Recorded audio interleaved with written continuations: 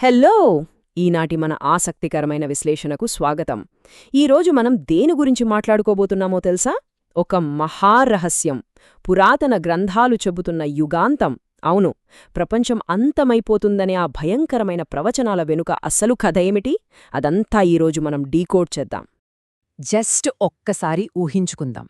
ఈరోజే, అవును, ఈ క్షణమే ఈ ప్రపంచం అంతమైపోతే, సడన్గా ఒక పెద్ద భూకంపమో సునామీనో వస్తే మనం ప్రాణాలు అరచేతిలో పెట్టుకుని పరుగెడతాం కదా.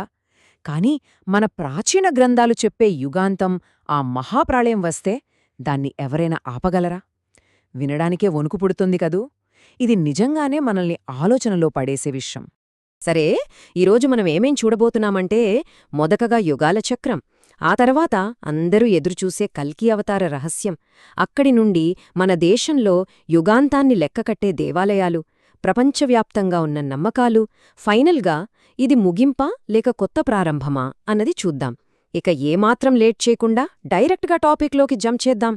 మన మొదటి భాగం ప్రళయం మరియు యుగాల చక్రం. ఇక్కడ మనం అర్థం చేసుకోవాల్సిన ఒక బేసిక్ పాయింట్ ఉంది. సనాతన ధర్మం ప్రకారం కాలం అనేది ఒక స్ట్రెయిట్ లైన్ లాగా ముందుకు వెళ్ళిపోదు. అదొక చక్రం లాంటిది, ఒక సైకిల్ అన్నమాట. ఈ కాలచక్రంలో ముఖ్యంగా 4 దశలుంటాయని మనకు తెలుసు కదా. సత్యయుగం, త్రేతాయుగం, ద్వాపరయుగం మరియు ఫైనల్గా కలియుగం. మన పురాతన గ్రంథాలన్నీ ఏకగ్రీవంగా చెప్పేదేంటంటే, మనమిప్పుడు ఎగ్జాక్ట్గా ఈ లాస్ట్ స్టేజ్ అంటే కలియుగంలోనే ఉన్నాం. ఇక్కడే పాపం, అధర్మం పీక్ స్టేజ్కి వెళ్ళిపోతాయి. ఆ తర్వాత ఈ సిస్టమ్ మొత్తం మళ్ళీ రీసెట్ అవుతుంది, లైక్ అ కంప్యూటర్ రీబూట్. ఇక మన నెక్స్ట్ చాప్టర్ కల్కి అవతార రహస్యం. సరే, అధర్మం తారాస్థాయికి చేరుకున్నప్పుడు ఏం జరుగుతుంది? అంతా నాశనమేనా? లేక మనల్ని కాపాడటానికి ఎవరైనా వస్తారా? ఇక్కడే దైవిక జోక్యం అనే అద్భుతమైన కాన్సెప్ట్ వస్తుంది. దీనికి పర్ఫెక్ట్ ఆన్సర్ మనకు భగవద్గీతలోని ఆ ఫేమస్ శ్లోకంలో దొరుకుతుంది. యదా యదా హి ధర్మస్య గ్లానిర్భవతి భారత. వినే ఉంటారు కదా.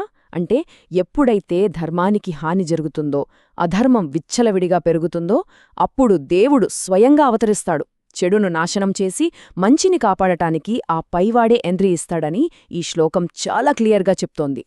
అసలైన ట్విస్ట్ ఇక్కడే ఉంది. దేవాలయాలు చెప్తున్న భవిష్యవాణి. మన దేశంలో ఉన్న కొన్ని పురాతన దేవాలయాలు యుగాంతం ఎప్పుడు వస్తుందో చెప్పే టికింగ్ టైం బాంబ్లా, అదేనండి, కౌంట్ డౌన్ క్లాక్స్లా ఎలా పనిచేస్తున్నాయో ఇప్పుడు చూద్దాం. ఇది మాత్రం నిజంగా మైండ్ బ్లోయింగ్ అనిపిస్తుంది. మొదటగా మనం రాజస్థాన్లోని జైపూర్కి వెళ్దాం. ఇక్కడ 2వ జైసింగ్ మహారాజు కట్టించిన కల్కి ఆలయం ఉంది. ఈ గుడిలో ఒక స్పెషాలిటీ ఉంది. కల్కి భగవానుడి దేవుడి వాహనంగా చెప్పబడే దేవదత్త అనే ఒక అద్భుతమైన తెల్లటి గుర్రం విగ్రహం ఇక్కడుంది. అయితే ఈ విగ్రహంలో అందరినీ ఆశ్చర్యపరిచే విషయం ఒకటుంది. ఆ గుర్రం ఎడమ కాలిపై ఒక చిన్న గాయంలాంటి మార్కుంటుంది. లోకల్స్ చెప్పేదేంటంటే, ఆ గాయం నెమ్మదిగా దానంతటా అదే మానిపోతోందట. మీరు విన్నది కరెక్టే. ఏ రోజైతే ఆ గాయం పూర్తిగా నయం అవుతుందో, ఆ క్షణమే కల్కి అవతారం భూమిమీద ఉద్భవిస్తుందని అక్కడి ప్రజల ప్రగాఢ విశ్వాసం. గూస్బంప్స్ వస్తున్నాయి కదూ. ఇక రెండో కౌంట్డౌన్ క్లాక్ చూడాలంటే మహారాష్ట్రలోని కేదారేశ్వర ఆలయానికి వెళ్ళాలి. హరిశ్చంద్రగఢ్ పర్వతాల మీద చాలా డేంజరస్ ట్రెక్కింగ్ చేసి మరీ ఈ గుహాలయానికి చేరుకోవాలి. అక్కడ లోపల చుట్టూ చల్లటి నీరు, మధ్యలో 5 అడుగుల ఎత్తైన ఒక అద్భుతమైన స్వయంభూ శివలింగం కనిపిస్తుంది. ఆ వాతావరణమే ఒక రకమైన మిస్టీరియస్ ఫీలింగ్ ఇస్తుంది. కాని అసలు కథ వేరే ఉంది. ఈ పెద్ద గుహ మొత్తం కేవలం ఒకే ఒక్క స్తంభం మీద బ్యాలెన్స్ అవుతూ నిలబడి ఉంది. ఒకప్పుడిక్కడ 4 యుగాలను సూచించే 4 స్తంభాలుండేవట. కాలక్రమంలో ఒక్కో యుగం అయిపోయేసరికి ఒక్కో స్తంభం విరిగిపోయిందట. ఇప్పుడు మనం లాస్ట్ యుగంలో ఉన్నాం కాబట్టి ఇదిగో ఈ ఒక్క స్తంభమే మిగిలి ఉంది. ఏ క్షణంలో ఆ స్తంభం విరిగిపోతుందో ఆ క్షణంలోనే ఈ విశ్వం మొత్తం కొలాప్స్ అయిపోతుందని అక్కడి స్థానికులు బలంగా నమ్ముతారు. మూడవది, మధ్యప్రదేశ్లోని ఖజురాహోలో ఉన్న మతంగేశ్వర ఆలయం. ఇక్కడున్న 25 పాత గుడుల్లోకెల్లా ఇదే అతిపెద్దది. పురాణాల ప్రకారం పాండవ అగ్రజుడైన ధర్మరాజు దగ్గర ఉన్న ఒక మాయారత్నం భూమిలో కలిసిపోయి సరిగ్గా ఈ ప్లేస్లో శివలింగంగా మారిందట. మతంగ ఋషి పేరు మీదుగా దీనికి ఆ పేరు వచ్చింది. ఈ 9 అడుగుల శివలింగం స్పెషాలిటీ ఏంటంటే, ఇది ప్రతి శరత్ పూర్ణిమ రోజున పైకి 1 అంగుళం, అలాగే భూమి లోపలికి 1 అంగుళం పెరుగుతూ ఉంటుందట.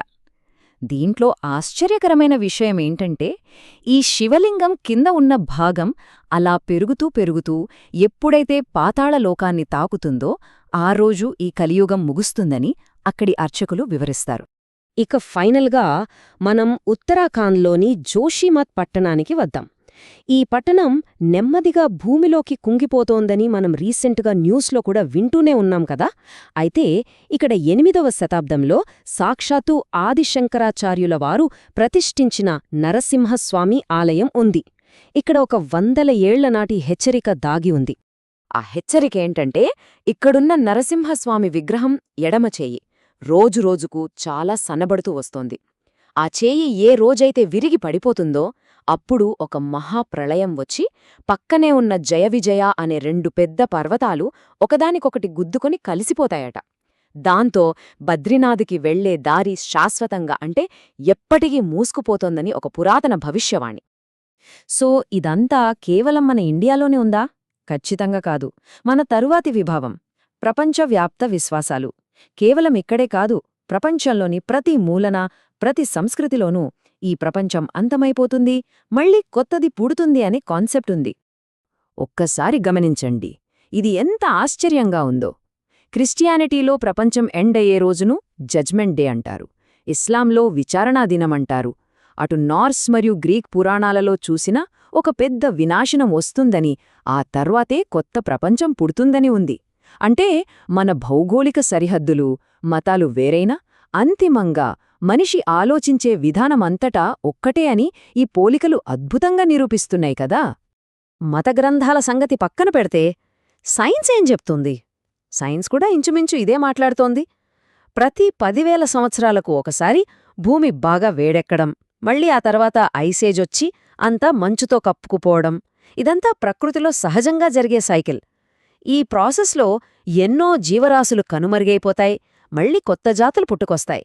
సో పురాణాలు చెప్పేదానికి సైన్స్ చెప్పే న్యాచురల్ సైకిల్కి చాలా దగ్గర పోలికలున్నాయన్నమాట. ఇక మనం చివరి విభాగానికి వచ్చేశాం.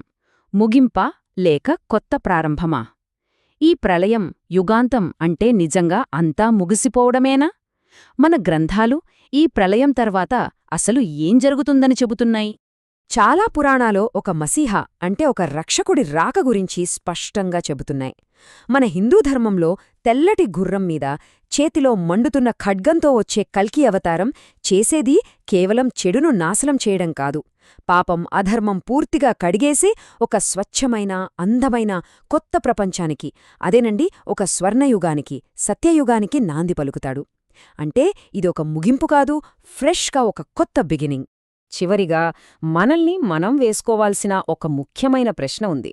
గుడులలో ఉన్న ఈ అద్భుతమైన భవిష్యవాణులు, కాలక్రమంలో మార్పు చెందుతున్న విగ్రహాలు నిజంగానే రాబోయే విపత్తులకు మన పూర్వీకులిచ్చిన డేంజర్ సిగ్నల్స్ అంటారా?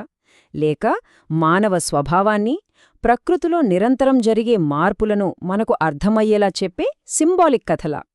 దీనికి సమాధానం ఎవరికి వారు ఆలోచించుకోవాల్సిందే. ఏది ఏమైనా ఈ కాలచక్రం మాత్రం ఎవ్వరికోసమూ ఆగదు, తన పని తాను చేసుకుంటూ వెళ్తుంది. ఈ మిస్టీరియస్ మాత్రం ఖచ్చితంగా మనల్ని ఆశ్చర్యపరుస్తూనే ఉంటాయి. అదండి ఈనాటి మన విశ్లేషణ. మళ్ళీ కలుద్దాం.